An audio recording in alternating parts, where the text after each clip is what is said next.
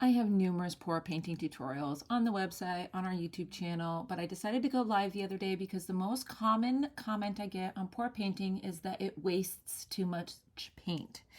And so today I'm going to show you how you can pour paint without wasting paint. We're going to use every little drop that we can.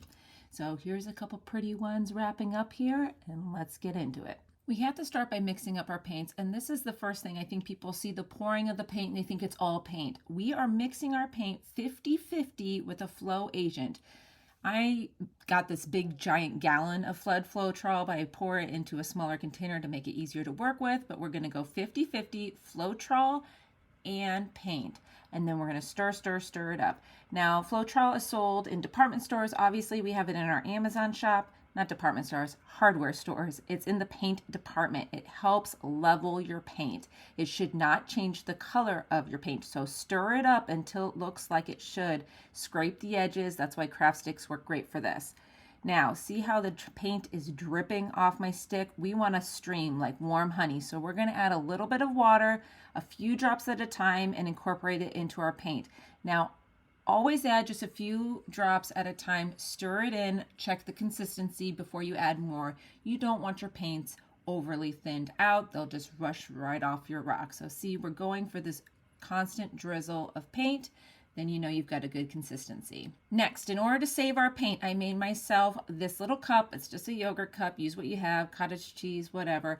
As long as it's big enough to hold your rock and allow the paint to flow over. And then we just have punched a hole on the sides and added skewers. Now we're just going to start pouring our rocks. See, it's going to catch all of the overage. I like having some of them in their plain colors before we start marbling, but you could marble on top of each and every rock. You'll see I do that later on in the tutorial as well.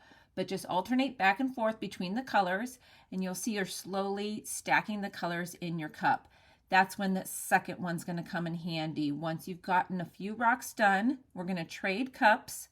We're going to put our fresh rock on here, and now we're going to pour from our marbled paint, and look how beautiful it looks. So we are moving these onto a cookie cooling sheet just to let the excessive amount of paint drip off. I have something catching it down below. We are even going to show a way to use up that paint. Remember, I said this process, this style, we are going to use as much of the paint as possible, so we'll get to that later.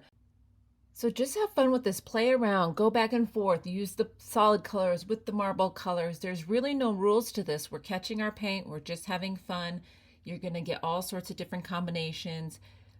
You can use different styles of rocks as well, like the flat rocks actually aren't the best, the round rocks are better. Just have fun. There's really no rules to this. You do only want to leave them on the cookie cooling rack long enough to let the paint drip off. You don't want them to start drying on the bottoms because it will attach to your cookie drying rack. So move them over to parchment paper when you can. When I place them down, I give them a little wiggle just to kind of smooth out the paint underneath. And we'll talk a little bit more about drying towards the end of the video. The live was over an hour long, so obviously this is edited and sped up, and I'm skipping over a lot of stuff. You can get to that live over on YouTube if you want. Okay, now for the paint drips. So I have these little glass flat beads that I use that you can use to make magnets. So you can do something fun like this where you just dab it straight into the paint, let it dry, add a magnet on the back. If you don't want to do that, that's fine too. Just take a nice flat rock and we're going to press it into the paint. And you're just going to press in multiple places till it covers your rock. Now, since it has the flow agent in it, when you lay it flat to dry, it will level out. So you won't have these peaks on your rock when it actually dries.